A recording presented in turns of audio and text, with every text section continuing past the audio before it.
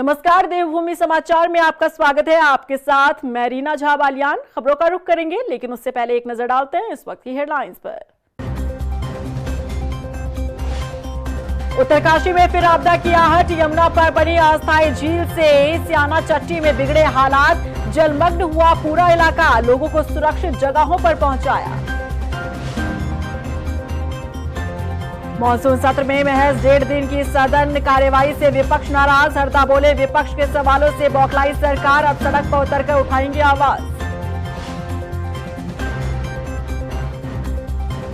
फिर बीजेपी पर गरजे कांग्रेस नेता हरक सिंह रावत। कहा, बीजेपी का अंत करके ही पहनेंगे माला। कांग्रेसियों ने किया बयान का समर्थन।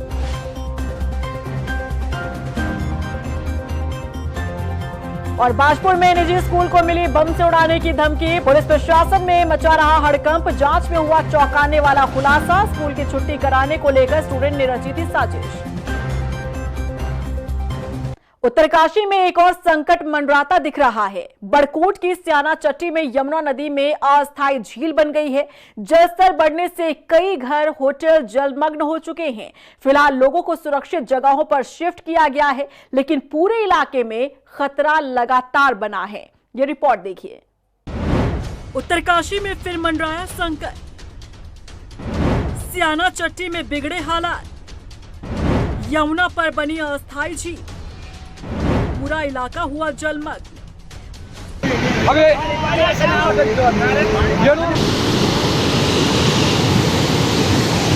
कृपया सभी लोग अलर्ट हो जाइए। अरे चलो चलो चलो चलो चलो चलो वो चलो, किनारे किनारे जाओ, किनारे किनारे सहारो। उत्तरकाशी में धराली आपदा के जख्म अभी भरे भी नहीं थे कि उत्तरकाशी में एक और संकट मंडराता दिख रहा है। बड़कोट के स्याना चट्टी के पास गड़गाड़ नाले में मलबा और बोल्डर आने के कारण यमुना नदी में झील बन गई है, जिसका जलस्तर बढ़ने से होटल और लोगों के घरों में पानी घुस आया है। तस्वीरों में देखा जा सकता है कि पूरा इलाका जलमग्न हो चुका है। प्रशासन ने एहतियातन सभी होटल और घरों को खाली करवाकर यहां रहने वाले लोगों को सुरक्षित जगहों पर शिफ्ट कर दिया है। वहीं यमुनोत्री हाईवे को जोड़ने वाला एकमात्र पुल भी जलमग्न होने से यमुनोत्री धाम का तहसील और जिला मुख्यालय से संपर्क कट गया है। बता दें कि गुरुवार को उत्तरकाशी के यमुनोत्री हाईवे पर गड़गाड़ नाला रौद्र रूप में आ गया। बारिश के कारण जहां नाले का जलस्तर बढ़ गया, तो वहीं मलबा और पत्थर पानी के साथ बहकर आ गया, जिसने यमुना नदी के प्रवाह को रोक दिया और यहाँ पर झील बन गई। स्याना चट्टी के पास बहने वाले गड़गाड़ का जलस्तर बढ़ने से पानी लोगों के घरों और आसपास के होटल में घुस गया, जिसकी वजह से लोग दहशत में आए और प्रशासन को इसकी सूचना दी। प्रशासन ने तत्काल झील प्रभावित इलाके से लोगों को रेस्क्यू करना शुरू किया और उन्हें सुरक्षित जगहों पर भेजा। जानकारी के मुताबिक यहां पर लंबे समय से सिंचाई विभाग की 3 पोकलेन मशीन लगी हुई है, जो यमुना नदी के जल प्रवाह को चैनलाइज करने का काम कर रही है। वहीं प्रशासन द्वारा लोगों को यमुना नदी के पास न जाने की हिदायत दी गई है। निचले इलाकों में रहने वाले लोगों को भी सचेत रहने के लिए कहा गया है। जिलाधिकारी प्रशांत आर्य का कहना है कि अस्थायी झील को खोलने के लिए एनडीआरएफ की टीम बोट के साथ मौके पर मौजूद है। एसडीआरएफ, जिला प्रशासन हालात पर नजर रखे हुए है। झील को सुरक्षित रूप से खोलने का प्रयास जारी है।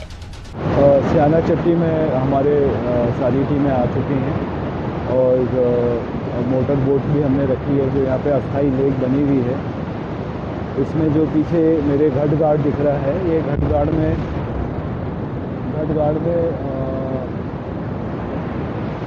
बार बार स्लाइड होने की वजह से, जैसा आप देख पा रहे हैं, तो वो रिवर को ब्लॉक कर रहा है। इसी की वजह से इसमें अस्थायी झील बन गई है। इसको हम काफ़ी समय से हम मशीनों से खुलवा रहे थे, लेकिन कल शाम ज़्यादा आने की वजह से ये दिक्कत पैदा हुई। अभी पानी करीब 1 मीटर नीचे हुआ है। हमने अपने तकनीकों का इस्तेमाल करते हुए नदी को खोला है। उसको थोड़ा डिस्चार्ज बढ़ा है उसका, लेकिन अभी थोड़ा समय और लगेगा इस पर काम करते हुए। तो टीमें हैं यहाँ पे और इस तरह का अभी कोई इशू नहीं है। हाँ, जो पानी में प्रॉपर्टी सबमर्ज हुई है, उन लोगों को कल रात ही हमने इवैक्यूएट कर दिया था। सेफ जगह पे हैं, सुरक्षित हैं और अभी हम लोग मौके पे हैं और नज़र रख रहे हैं। बता दें कि इससे पहले भी जून के महीने में यहां झील बनने की घटना सामने आई थी। तब कई होटल और घर में झील का पानी घुस आया था, जिसके बाद एक्सकवेटर मशीनों के जरिए झील को पंचर का काम कर यमुना के प्रवाह को बहाल किया गया था। लेकिन गुरुवार को स्याना चट्टी के पास हुए भूस्खलन और तेज पानी के बहाव के चलते एक बार फिर से नदी के मार्ग में रुकावट आ गई है, जिससे झील बन गई है और संकट बढ़ता दिख रहा है। हालांकि प्रशासन लगातार एक्शन मोड में है। गैरसैंण में महज 1.5 दिन के मानसून सत्र को लेकर कांग्रेस लगातार सरकार पर निशाना साधती हुई नजर आ रही है। पूर्व सीएम हरीश रावत ने कहा कि विपक्ष सदन के भीतर सरकार पर हावी रहा, लेकिन विपक्ष की आवाज से बौखलाकर सरकार ने महज 1.5 दिन में सदन की कार्यवाही को खत्म कर दिया।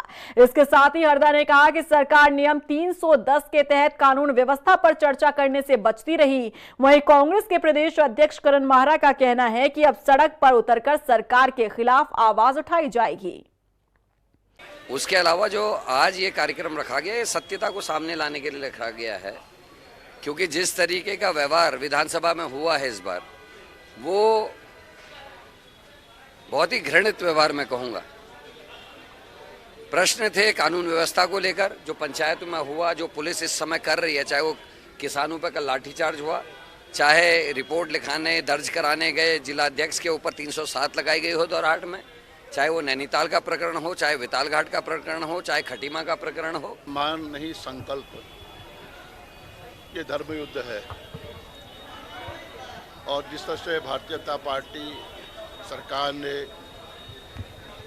संवैधानिक संकट पैदा किया है, कानून व्यवस्था को ध्वस्त कर दिया है और पंचायती चुनाव में धांधली, बाहुबल का इस्तेमाल, धन बल का इस्तेमाल, सरकारी मशीनरी का पूरी तरह दुरुपयोग, ये सब इन्होंने सत्ता हत्याई है। इन्होंने वोट चोरी तो की है। नैनीताल में जिला पंचायत चुनाव में वोटों में डकैती भी डाली है। उधर सत्र से वापस लौटे हल्द्वानी विधायक सुमित हृदयेश ने भी नियम 310 के तहत चर्चा न होने पर सरकार की मंशा पर सवाल खड़े किए। सुमित हृदयेश ने गंभीर आरोप लगाते हुए कहा कि सरकार विपक्ष की आवाज को दबाने का काम कर रही है। नैनीताल पंचायत चुनाव में कानून की धज्जियां उड़ाई गई, नेता प्रतिपक्ष और विधायकों पर हमला किया गया, लोकतंत्र की हत्या में डीएम और एसएसपी पूरी तरह से शामिल रहे। इन सब सवालों के जवाब देने से सरकार बचती रही। उन्होंने कहा कि आने वाले दिनों में कांग्रेस राज्य में सबसे बड़ा आंदोलन करने जा रही है। नेता प्रतिपक्ष जी सीएम के समकक्ष हैं, शैडो सीएम उन्हें कहा जाता है। अगर उन पे हमला हुआ और उसका कोई संज्ञान लेने को तैयार नहीं है, कोई बात करने को तैयार नहीं है, तो ये बहुत बड़ी बात है। विधायक जो होते हैं, मैं अपने लिए व्यक्तिगत नहीं कह रहा हूं कि सुमित हृदयेश, मैं जिस पद में हूं उस पद की एक गरिमा है, उस गरिमा को तार तार करा गया। और उत्तराखंड में ना राजनीतिक, सामाजिक संस्कृति और संस्कार ऐसे नहीं है कि ऐसे प्रकरण को हम टॉलरेट करें। मेरा आपके माध्यम से उत्तराखंड वासियों से निवेदन है, इसको ना भूलिएगा। और भविष्य की जो राजनीति है उसकी दिशा और दशा अगर ऐसी रही तो खून खराबा होगा। अपने बयानों से सुर्खियों में रहने वाले कांग्रेस नेता हरक सिंह रावत ने एक बार फिर से बीजेपी पर जमकर हमला किया है। दरअसल कांग्रेस मुख्यालय में आयोजित एक कार्यक्रम में उन्हें माला पहनाई जा रही थी। उसी वक्त हरक सिंह रावत ने कहा कि वो माला तब तक नहीं पहनेंगे जब तक बीजेपी का अंत नहीं कर देते। उनका ये बयान आप भी सुनिए। हरक सिंह रावत माला तब पहनाएगा जब इनके अंत्येष्टि कर लेगा उत्तराखंड की। क्या बात है, क्या बात है, क्या बात है। वहीं कांग्रेस नेता हरक सिंह रावत ने एक बार फिर से बीजेपी सरकार पर गंभीर आरोप लगाए हैं। उन्होंने कहा कि बीजेपी के तत्कालीन मुख्यमंत्री सभी मंत्रियों के साथ कोर कमेटी की बैठक कर पार्टी फंड में पैसा लाने का दबाव बनाते थे। इस पूरे मामले में उन्होंने जांच की मांग की है।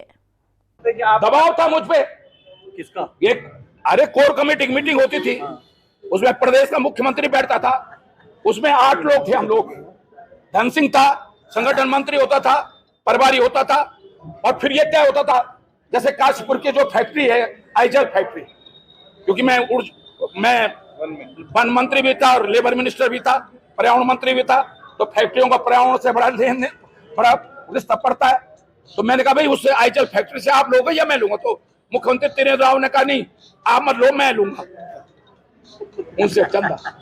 अब मैं इसलिए कह रहा हूं, अब मुझ पे दबाव था, सबसे ज्यादा योगदान मुख्यमंत्री ने दिया, उसके बाद नंबर 2 पे मैंने दिया। रोज हम पे दबाव डाला जाता था भाई कि मेरे चेक मैंने जमा किया बाउंस हो गया वो चेक। तो मुझे संगठन क्या है ये जो आजकल राज्यसभा बंसल जी नरेश बंसल जी का फोन आया है कि भाई वो 10 लाख का चेक आपने दिया था वो तो बाउंस हो गया। फिर मैंने उसको फोन किया तो अब दबाव डाला जाता था। चेक से पैसा दिया है, जो आजीवन सहयोग निधि है उसमें भी मैंने ही पैसा दिया है, धनराशि दी है। सरकार को जो माननीय हरक सिंह रावत जी ने कहा है, सरकार अगर ईमानदार है तो इन्हें जो आजीवन सहयोग निधि से उत्तराखंड में भारतीय जनता पार्टी संगठन ने जो धनराशि इकट्ठा की है उसे सार्वजनिक करना चाहिए, जनता के सामने लाना चाहिए, तस्वीर साफ हो जाएगी। वहीं पौड़ी में युवक की आत्महत्या मामले पर कांग्रेस लगातार बीजेपी पर हमलावर नजर आ रही है। शुक्रवार को कांग्रेस ने डोईवाला में बीजेपी का पुतला दहन कर सरकार पर आरोपियों को बचाने का आरोप लगाया। जिला अध्यक्ष मोहित उनियाल ने आरोपियों को कड़ी सजा न मिलने पर उग्र आंदोलन की चेतावनी दी है। जो आज हमने पुतला दहन किया है मुख्यमंत्री का, सब में रोष है, डोईवाला की जनता में रोष है। और जो व्यक्ति, जो हिमांशु की बात की गई है, उस जितेंद्र नेही के वीडियो में जिसने शोषण किया, इस व्यक्ति का आतंक पूरे डोईवाला में था। और अभी भी कई ऐसे लोगों को मैं जानता हूं जो अभी तक बाहर निकल के नहीं आ रहे हैं, जो शोषित हैं, जो पीड़ित हैं। लाखों करोड़ों रुपए उन लोगों ने इस व्यक्ति को दिया है। ये वही व्यक्ति है जो सरकार के बीच में, केंद्र सरकार और इस मुख्यमंत्री के बीच में पुल का काम करता है, पैसों का लेन देन का काम करता है। और अभी हमें जानकारी मिली है कि इसको गिरफ्तार किया गया है, मगर इसमें धाराएं क्या लगाई गई हैं। हल्द्वानी में विजिलेंस कार्यालय में ADG law and order V Murugesan ने भ्रष्टाचार से निपटने को लेकर समीक्षा बैठक की और इस दौरान 4 अभियोग और 4 खुली जांचों पर विस्तार से चर्चा हुई। ADG law and order V Murugesan ने बताया कि 2 प्रकरण में संलिप्त अधिकारियों के खिलाफ सबूतों के आधार पर आरोप पत्र न्यायालय में भेजे गए हैं। इसी के साथ उन्होंने बताया कि 1064 पर आई 124 शिकायतों की जांच कर 6 मामलों में ट्रैप की कार्रवाई की जाएगी। इनमें 8 आरोपियों को गिरफ्तार कर जेल भेजा गया, जिसमें 2 राजपत्रित अधिकारी और 6 कर्मचारी शामिल थे। कि जहाँ पे भी भ्रष्टाचार का कंप्लेंट आता है 1064 है, हमारा वेबसाइट है और माननीय मुख्यमंत्री द्वारा हेल्पलाइन भी शुरू किए हुए हैं 1064, उसके माध्यम से कंप्लेंट्स आते हैं। जब भी कंप्लेंट्स आता है हम उसको सीरियसली लेके हमने वैधानिक कार्रवाई करते हैं। अब तक प्रदेश में 15 ट्रैपें हो गए हैं। उस पर पिछले साल भी कुछ पुलिस वाले थे, इस साल भी हमने एक पुलिस वाले थे। देहरादून सेक्टर में आप जानते होंगे पुलिस के खिलाफ भी कार्रवाई हुई।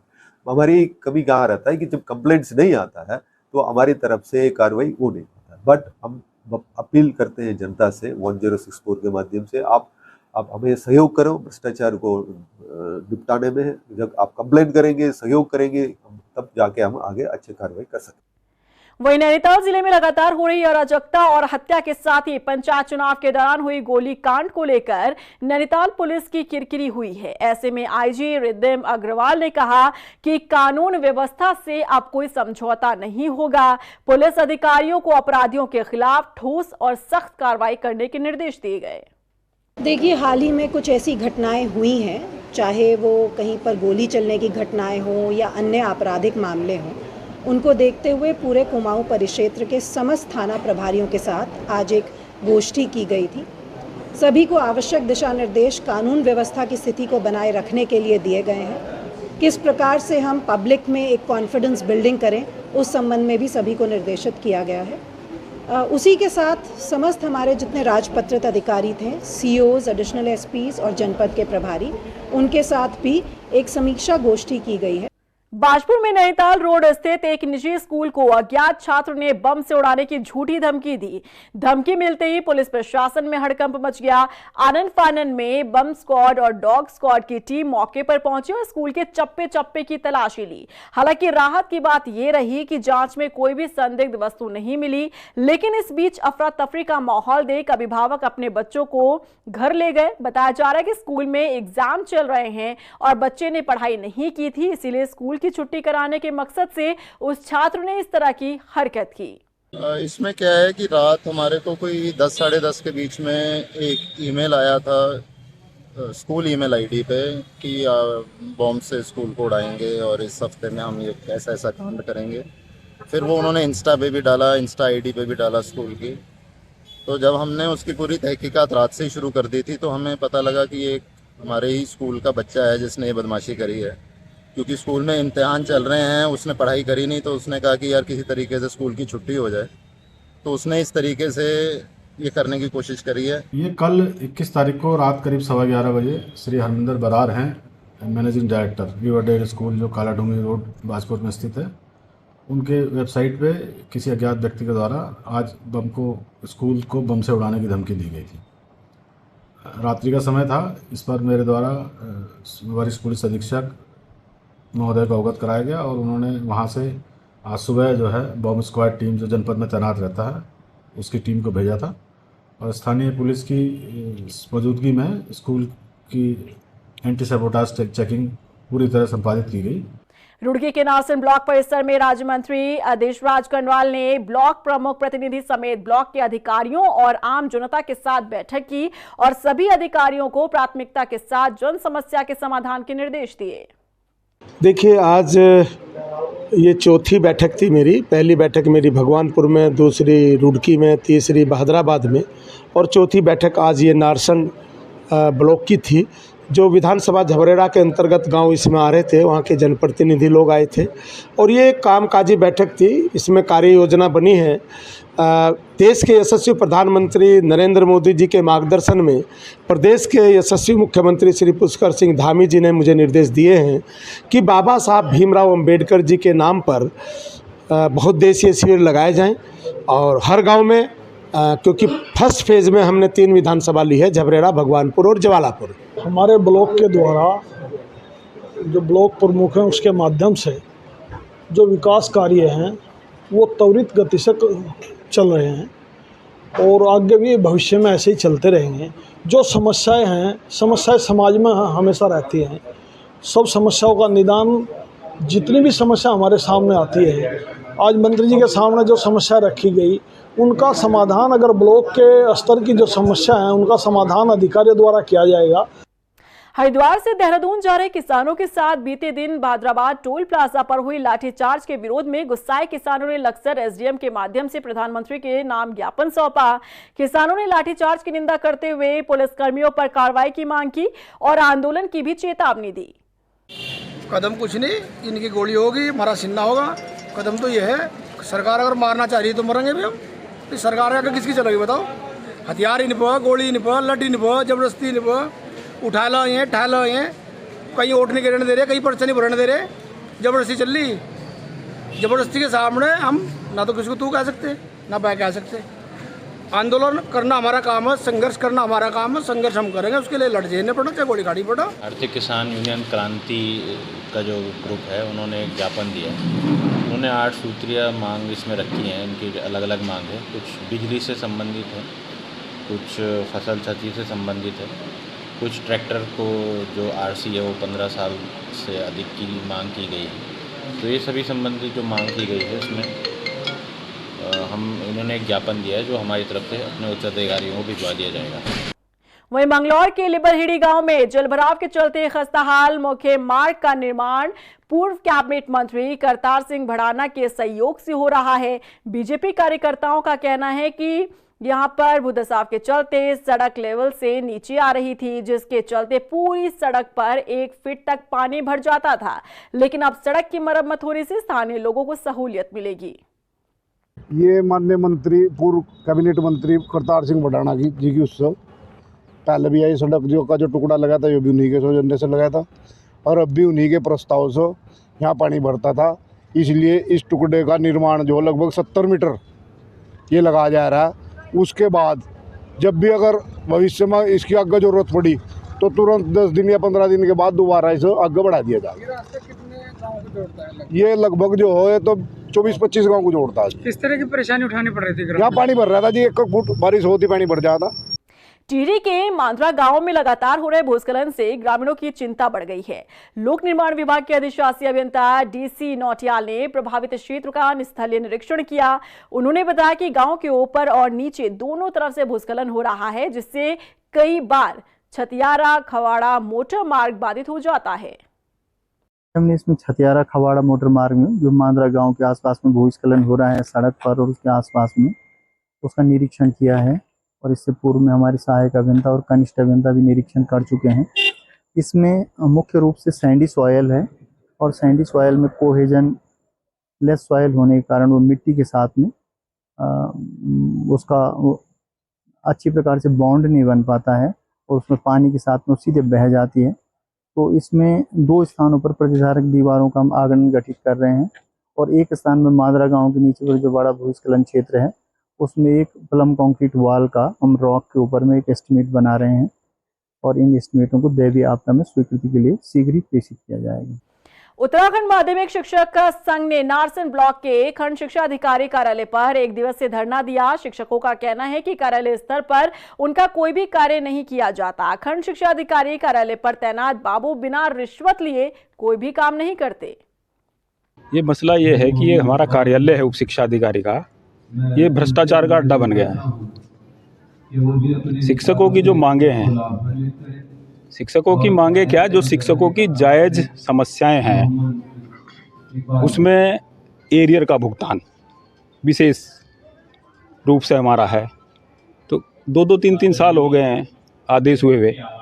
टीचर यहाँ चक्कर लगाते हैं। अभी अभी एक हमारी शिक्षक हैं अनीता, श्रीमती अनीता जबरदस्तपुर से, उनका पैर टूटा हुआ है और उनका 2 साल से एरियर का भुगतान नहीं हुआ है। वो 10 चक्कर यहाँ लगा चुकी हैं। मनसा क्या है, मीठी गोली दे देते हैं कि जी मैडम आप जाओ, हो जाएगा आपका काम। ये लोग हमें फ़ोन करते हैं, संगठन का पदाधिकारी होने के नाते करेंगे ही, उनका अधिकार है। गदरपुर में सोशल मीडिया पर फर्जी आईडी बनाकर बंगाली समाज को लेकर अभद्र टिप्पणी करने पर कांग्रेस कार्यकर्ताओं ने गुलरभोज पुलिस चौकी का घेराव किया। मामले में कार्रवाई की मांग की गई। बता दें कि गुलरभोज नगर पंचायत में कुछ दिन पहले महान लोग नाम से फेसबुक पर आईडी बनाकर बंगाली समाज को लेकर अभद्र टिप्पणी उन्होंने की थी, जिससे बंगाली समाज में काफी नाराजगी है। मुझे तो लगता है ये मिली भगत है, इसमें साजिश की बू आ रही है। 10 एप्लीकेशन जाने की सर्व समाज से सर्व पार्टी के लोगों ने 10 एप्लीकेशन आपको दी है, उसके बाद भी कार्रवाई नहीं हो रही है, तो इसका क्या मतलब होता है? ये मिली जुली है, इसमें बू आ रही है साजिश की और पुलिस प्रशासन भी उसके साथ है। देखिए, फेसबुक प्लेटफॉर्म पे एक गुलरभोज के महान लोग नाम से एक फर्जी आईडी बनाई गई थी और उसी के संबंध में यहाँ पे लगभग 15-20 लोगों ने शिकायत दर्ज कराई है। उसके खिलाफ जो है प्रार्थना पत्र, उसकी जांच के लिए एक पत्र साइबर सेल को भेज दिया गया है कि इसकी आईडी के बारे में फेसबुक से पता किया जाए कि इसमें किस नंबर से लिंक है, कौन इसे मोनिटाइज कर रहा है। तो उसके आधार पे जैसे ही साइबर सेल से इसकी रिपोर्ट आएगी तो उसके खिलाफ कार्रवाई की जाएगी। और इसी के साथ फिलहाल इस बुलेटिन में बस इतना ही, लेकिन चलते चलते एक नजर डालते इस वक्त की हेडलाइंस पर।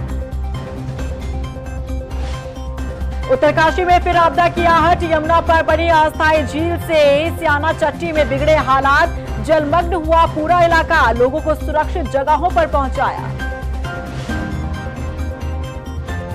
मॉनसून सत्र में महज 1.5 दिन की सदन कार्यवाही से विपक्ष नाराज। हरदा बोले, विपक्ष के सवालों से बौखलाई सरकार, अब सड़क पर उतरकर उठाएंगे आवाज। फिर बीजेपी पर गरजे कांग्रेस नेता हरक सिंह रावत। का बीजेपी का अंत करके ही पहनेंगे माला। कांग्रेसियों ने किया बयान का समर्थन।